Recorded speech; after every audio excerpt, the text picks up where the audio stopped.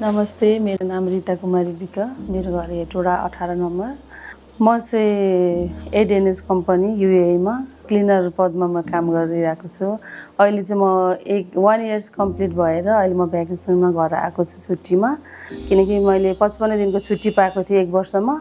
अनि केही दिन भयो नि मेरो छोराछोरीसँग मेरो परिवारसँग म हाँसी खुसी बस्न सक्छु भनेर अनि म चाहिँ यो छुट्टीमा अहिले नेपाल आएको छु। अब मेरो चाहिँ यो 4 तारिकमा फेरि फ्लाइट छ, म फेरि युएई जाँदैछु।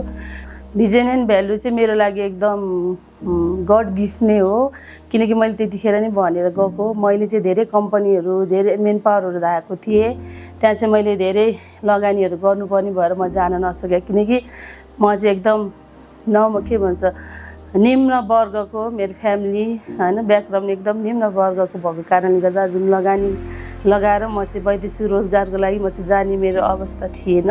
एक दिन मैले अनलाइन मार्फत भिजन एन्ड भ्यालुले चाहिँ युएई को निम्ति फ्री भिसा फ्री टिकट 0 कस्टमा त्यो डिमान्ड हालेको मैले अनलाइनबाट देखिसकेपछि अनि मैले कन्ट्याक्ट गर्ने बित्तिकै उत्तिखेरै मैले रिप्लाई पाइसकेपछि अनि सरहरूले मलाई भन्नुभयो तपाईँ आउनु सक्नुहुन्छ, अफिस आएर भिजिट गर्न सक्नुहुन्छ, आउनुहोस् भनेपछि म अनि एउटा खुसी हैन त्यो खुसी के मैले सायद कसैले नै त्यो सोच्न सक्दैन, त्यति धेरै खुसी भएर म अनि भिजन एन्ड भ्यालुमा आएँ। मैले चाहिँ 1 रुपैयाँ पनि लगानी नगरिकन फ्री भिसा फ्री टिकटमै म गएको हो एडएनएचमा। अनि भिजन एन्ड भ्यालुले मैले चाहिँ इन्टरभ्यू दिएर घर जाँदाखेरि भोलिपल्टै मलाई फोन आयो, म्याम मिस तपाईँको चाहिँ फेब्रुअरी 28 को तपाईँको फ्लाइट भएको छ, तपाईँ चाहिँ रेडी हुनु है भन्दाखेरि मेरो फ्यामिलीमा यति धेरै खुसी यति धेरै उमङ्ग छाएको थियो,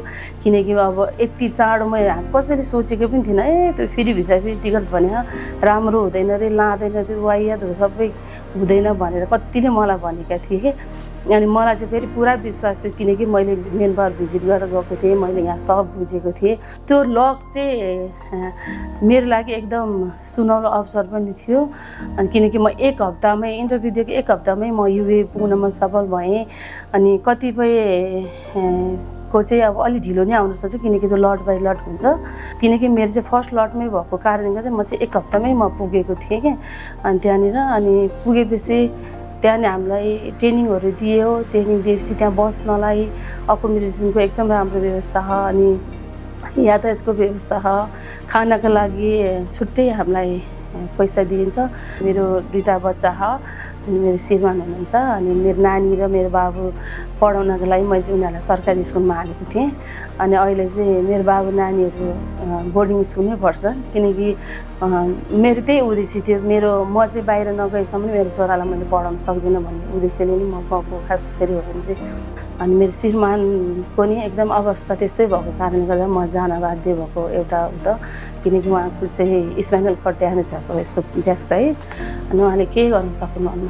अनि नभएको कारणले गर्दा आमा बुवा दुइटैको जिम्मेवारी चाहिँ ममा छ।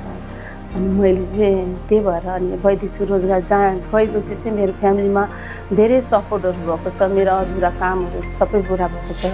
मेरो नानी बाबुलाई अनि मेरो श्रीमानलाई चाहिँ जुन सपोर्ट अनि सहयोग मैले गर्नुपर्ने अनि एउटा श्रीमती भएर एउटा आमा भएर होइन त्यो मैले गर्नु पाएको छु।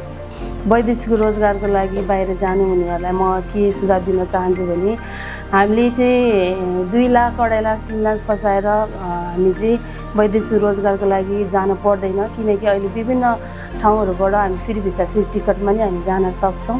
अनि त्यसको लागि चाहिँ हामीले आफैले कुन मेन पावरबाट जाँदा हुन्छ कहाँबाट जाँदा हुन्छ हामी बुझ्न सक्छौँ।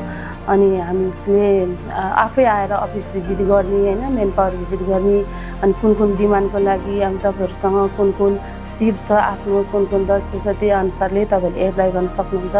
फ्री भिसा फ्री टिकटमा गएर आफ्नो परिवारको सुनौलो भविष्यको लागि तपाईँहरूले केही गर्न सक्नुहुन्छ। अनि सर्वप्रथम फेरि पनि म धन्यवादी छु भिजन एन्ड भ्यालु सम्पूर्ण परिवारको लागि, किनकि उहाँहरूले धेरै दुःख गर्नुभएको छ मेरो लागि, अनि म धेरै धन्यवादी छु।